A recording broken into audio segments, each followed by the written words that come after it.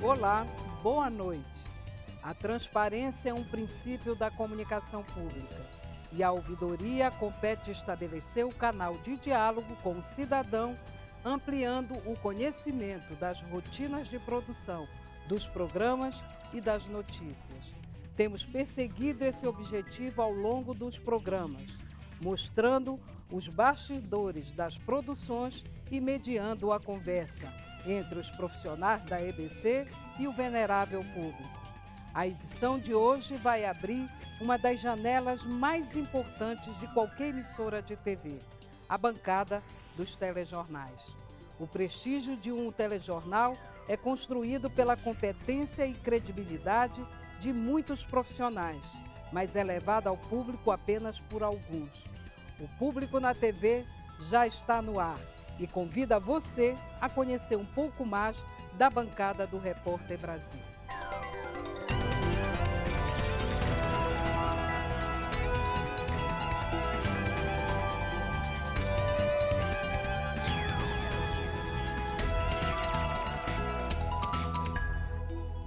Você tem alguma curiosidade sobre telejornalismo? Algumas, nem tudo fica muito claro. O que você tem dúvida? Se é tudo ao vivo, se os apresentadores leem, decoram ou inventam na hora que vão falar. Da onde que surgem as ideias? Eu queria saber quem é que decide a matéria que vai entrar no ar. Como é que é montado o cenário do jornal? Como funciona? A questão dos apresentadores de televisão, eles têm tudo gravado ou é algo que já tem algum papel escrito na frente deles ou é algo que eles já têm na cabeça? Gostaria de saber como é que funciona uma redação, né? Não sei exatamente, imagino, mas eu não sei exatamente como é que uma pauta é montada, né? Por que alguns casos ganham mais visibilidade que outros semelhantes. Hoje vamos tentar responder a estas curiosidades do público. Aliás, a curiosidade para saber como tudo acontece é comum a todo ser humano. Daí o sucesso dos chamados making-of. Mas saber como acontece a notícia tem um valor especial. É que a notícia afeta a vida em sociedade. E isso foi descoberto de uma forma retumbante no final da década de 30 do século passado. Veja só. Foi numa véspera de Halloween, 30 de outubro de 1938. Os americanos encerravam a noite ouvindo rádio e na CBS, o cineasta e roteirista Orson Welles apresentava a radionovela Guerra dos Mundos, baseada no romance de ficção científica de Herbert George Wells. No início da transmissão, o aviso da rádio informava sobre a obra. O problema é que nem todos estavam ouvindo o anúncio de que se tratava de uma encenação, e grande parte do público acreditou que os Estados Unidos estavam sim sob ataque de forças alienígenas. Segundo estimativas da época, a audiência da radionovela era algo em torno de 2 milhões de ouvintes. Para aproximar ainda mais, o roteirista Howard Koch ambientou a história, que se passava originalmente na Inglaterra, para os Estados Unidos. O cenário da invasão dos alienígenas foi a cidade de Grover Mills, nos arredores de Nova York. E ninguém notou que o suposto professor que comentava a guerra de meteoros tinha a voz de Orson Welles. A cidade foi atacada na ficção e o confronto terminou com 40 mortos. O que ninguém esperava é que o saldo da realidade fosse o pânico generalizado. Telefonemas desesperados para a polícia, grupos armados em busca de marcianos e a população tentando escapar do que parecia ser real. Os acontecimentos daquela noite se transformaram no documentário A Noite que Abalou a América, que estamos assistindo. 39 degrees. O terror provocado pela transmissão estava nos jornais do dia seguinte. O governo americano usou o caso para regular as transmissões de rádio no país.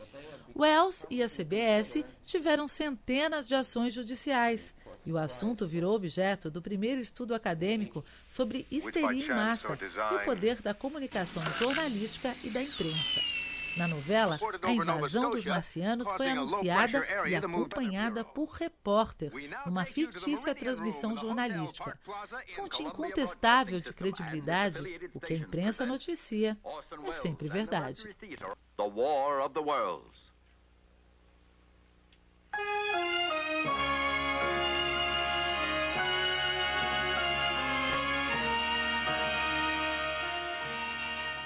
Depois desse acontecimento, se percebeu que jornalismo é coisa muito séria.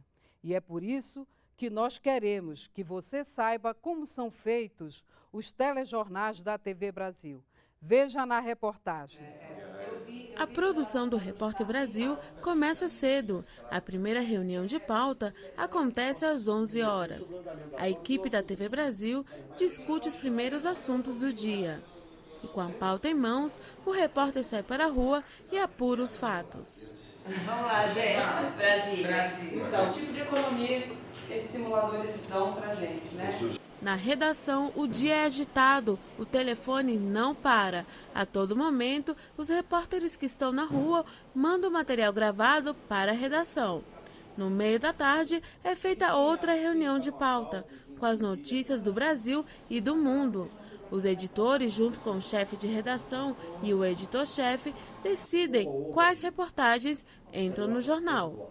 Às 11 de hoje, nós fizemos aquela reunião que afinou um pouco mais o planejamento, e agora às 3 a gente ainda não bateu o martelo, porque isso só acontece na hora do jornal. Mas a gente afunilou e distribuiu as tarefas. Cada editor ganhou uma matéria, um VT para ser editado, ou uma nota, ou um VT e uma nota. Então eu distribuí essas tarefas e dei algumas orientações de o que se espera de cada um desses VTs. A orientação ela não esgota o entendimento do VT. Claro que na ilha de edição, que é o próximo passo, para onde vai o editor, ele pode, e o repórter que foi à rua também, enxergar novos horizontes, novos caminhos para a reportagem e ter novos desdobramentos. Os editores de texto revisam o trabalho do repórter e, junto com o editor de imagens, monta a reportagem, o que chamamos de matéria. Então a gente avalia o que é melhor para explicar, de que forma as pessoas podem explicar isso melhor. E a gente vem, ou escuta tudo, e depois disso a gente vai para a ilha de edição com os editores de imagem e edita o texto da repórter junto com essas entrevistas que a gente pegou na rua. Com base no roteiro, eu já começo a esqueletar, né, que a gente fala, que é colocar os offs, as sonoras, tudo que é texto, ela dá uma conferida e depois cobrir esse texto com as imagens fica por minha conta. Eu tento associar as imagens com o texto. Durante todo o dia, Rio e São Paulo e outras praças enviam seus conteúdos pré-definidos nas reuniões. Perto do início do jornal, a tensão na redação aumenta. Tá na hora. Vem a maquiagem, Guilherme se concentra e... Boa noite. O governo federal, estados, municípios e o Distrito Federal assinaram hoje um Pacto Nacional pela Alfabetização na idade certa. Nos bastidores, a equipe técnica fica no controle, conhecido como suíte, marcando o tempo e atentos para que todos os detalhes estejam em ordem durante a gravação. Estão no programa Caminhos da Reportagem. E você que está em casa nem percebe todos esses detalhes que são necessários para produzir o Repórter Brasil. A credibilidade de um jornal é construída por muita gente, mas somente alguns dão a notícia. É o pessoal que fica atrás da bancada, como quem olha pela janela para a sua casa todos os dias. É sobre isso que vamos conversar com o jornalista Guilherme Menezes. Ele é editor e apresentador do telejornal Repórter Brasil, edição da noite. É no próximo bloco, a gente volta já.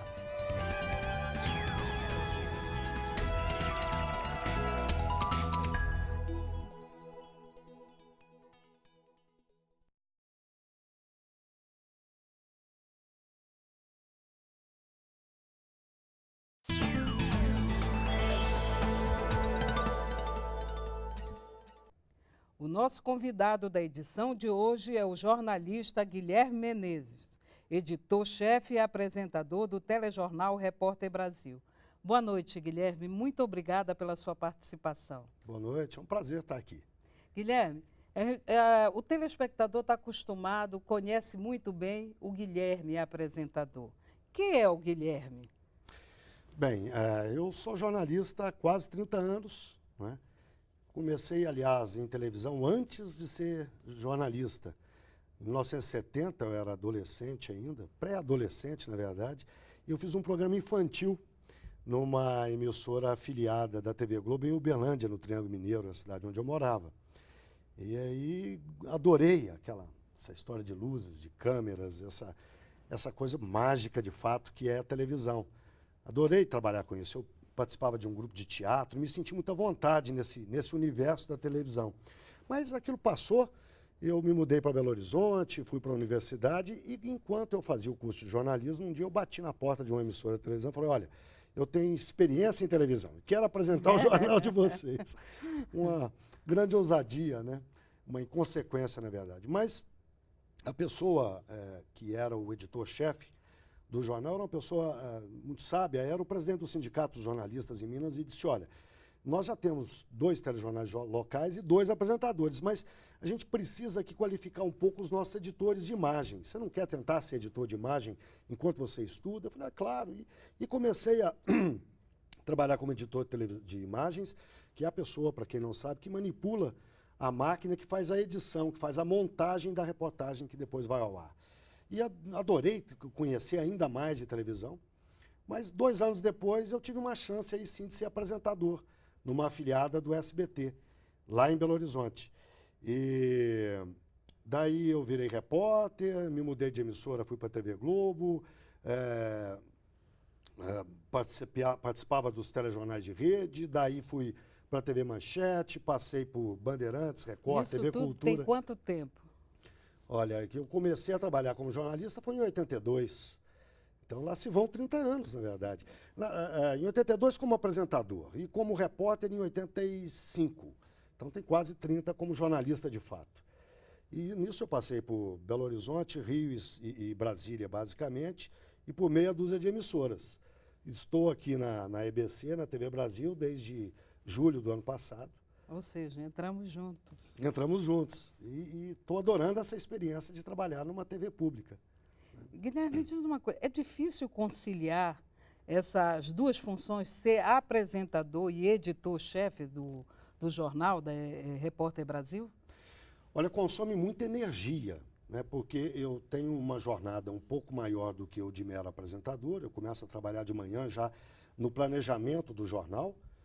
A gente faz todos os dias, às 11 horas da manhã, uma reunião que já é de encaminhamento do jornal. Almoço em seguida à tarde e já estou lá na preparação, pondo a mão na massa.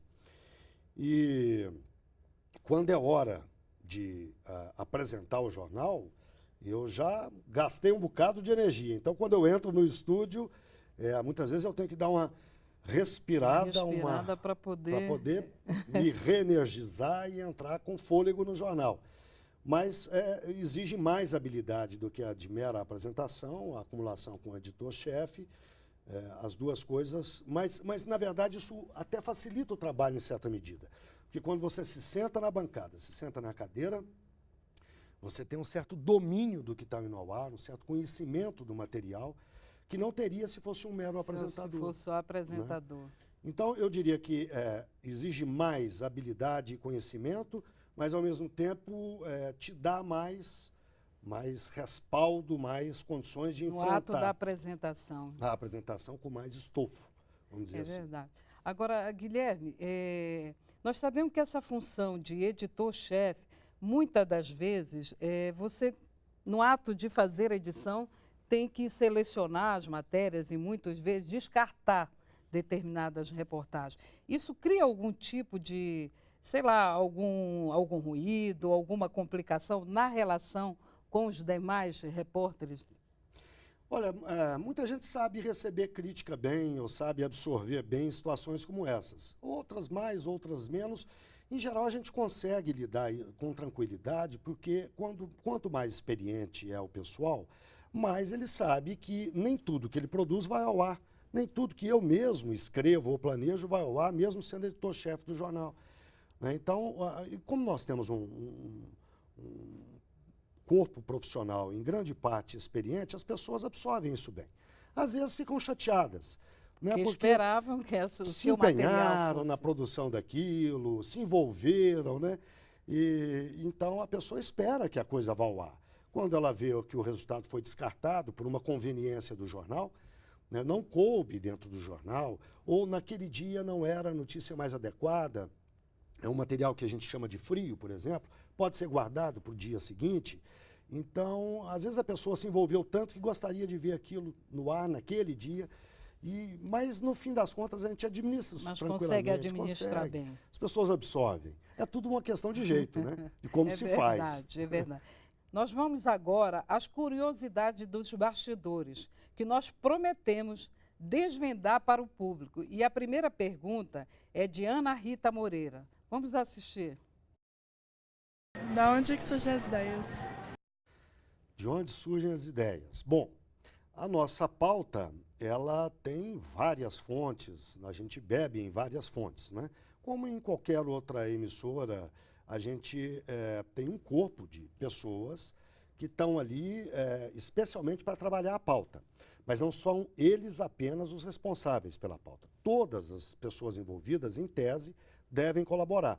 Do editor-chefe ao editor, ao repórter, até chegar à produção, à pauta em si. E essas pessoas, elas recebem material vindo das várias fontes, né?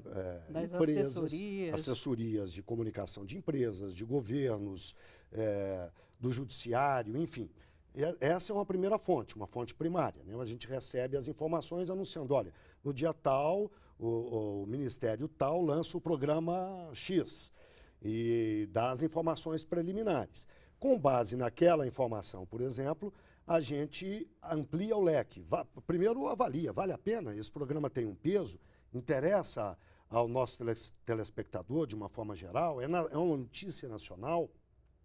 Se a gente avalia que sim, que abordagem a gente poderia dar a esse programa? A esse programa que está sendo lançado? Quem está em casa, o que gostaria de saber sobre esse programa? A gente dá tratos à bola e vai em busca de mais informações.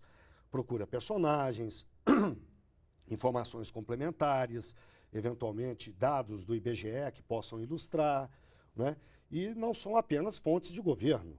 São às vezes, ideias que surgem dentro da própria redação. Agora, uma curiosidade da ouvidoria. Volta e meia, a gente recebe manifestações de telespectadores sugerindo pauta para o telejornal.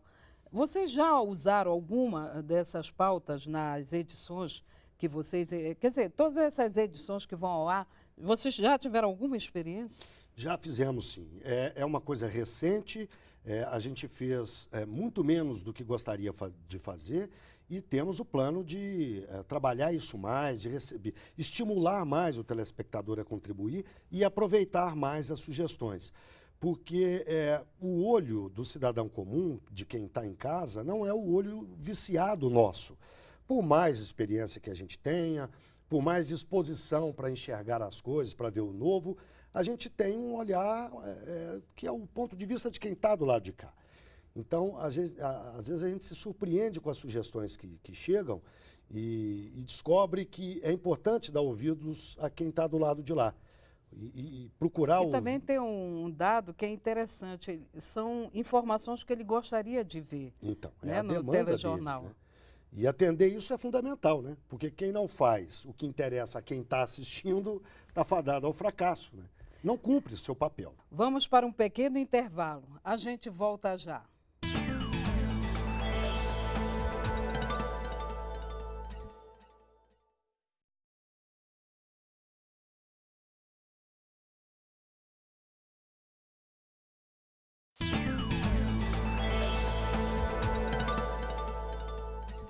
O nosso convidado da edição de hoje é o jornalista Guilherme Menezes. Guilherme, nós temos uma outra pergunta, é da estudante Júlia Matias, que quer saber se vocês decoram tudo o que falam. Vamos assistir. Se é tudo ao vivo, se os apresentadores leem, decoram ou inventam na hora que vão falar. O jornal tem um caráter, procura ser o mais quente possível. A apresentação em si é ao vivo. Aquele momento em que aparece o apresentador, seja o de Brasília, de São Paulo, do Rio, porque o nosso jornal é apresentado nessas 3 praças ao mesmo tempo, aquele momento é ao vivo. Mas as reportagens são todas gravadas, editadas ou montadas, né, numa máquina, numa ilha de edição. E todo o roteiro é previamente feito. Mas, previamente, as pessoas podem se espantar, às vezes faltando 1 minuto para entrar no ar. A coisa ainda está sendo trabalhada. Vamos a mais uma pergunta de um telespectador, que é o estudante Bruno Batista. Vamos ver? Vamos. A questão dos apresentadores de televisão, eles têm tudo gravado ou é algo que já tem algum papel escrito na frente deles ou é algo que eles já têm na cabeça? Na verdade, há uma certa dose de improviso em alguns momentos, mas o jornal obedece a um roteiro que é feito ao longo do dia e que está em movimento mesmo durante a execução do jornal. Muitas vezes, durante o jornal, pelo ponto, que é um aparelhinho que a gente tem no ouvido, alguém me consulta. Olha, tal coisa, você acha que deve manter neste bloco, joga para o bloco seguinte, vamos dar essa matéria mesmo, ou em função de uma coisa nova que surgiu, que podemos derrubar isso e colocar outra no lugar. Então, há uma certa dose de improviso. Mas segue-se um roteiro, porque a televisão é algo de uma complexidade muito grande. Talvez as pessoas não tenham noção, mas quando um jornal vai ao ar, há dezenas e dezenas de pessoas envolvidas. No seu programa mesmo, nós 2 estamos aqui, há ali 3 cameramen, há assistente de estúdio, há alguém operando o áudio, o vídeo, o aparelho de videotape que dispara aquelas perguntas que a gente vê. Há um conjunto de pessoas muito grande. Num telejornal, há ainda mais pessoas. É um número maior, né? Se você não tiver um roteiro, se as coisas, os passos não forem previamente conhecidos, a chance de dar errado é muito grande, né? Guilherme, nós temos também uma outra pergunta que é de um assessor político e a resposta pode até ajudar no trabalho dele. Vamos assistir, Guilherme? Claro. Eu gostaria de saber como é que funciona uma redação, né? Não sei exatamente, imagino, mas eu não sei exatamente como é que uma pauta é montada, né? Por que alguns casos ganham mais visibilidade que outros semelhantes. O que é notícia no mundo da política? Né? Quando há decisões importantes, quando o Congresso delibera algum projeto de lei, decide algum projeto de lei que vai ter repercussão na vida do cidadão, isso para nós é notícia, do ponto de vista do cidadão. Nós não passamos o dia cobrindo os desdobramentos internos, as articulações políticas dentro do Congresso em torno de um projeto de lei. Eu acho que isso interessa pouco às pessoas. Uma vez decidido, claro que nós cobrimos também, né? E se tem algum aspecto importante na negociação política que mereça ser mostrado, a gente mostra. Mas aquela coisa do dia a dia... Mas o foco é sempre naquilo que é interesse do cidadão, Exatamente. Não nessas fofocas palacianas. Exato, a gente não trata disso. Tomou a decisão, como isso vai repercutir na vida do cidadão? Aí nós vamos mostrar, procurar escarafunchar, como se diz, ir fundo e mostrar para as pessoas o que interessa para a vida delas. Guilherme, muito obrigada pela sua participação no programa.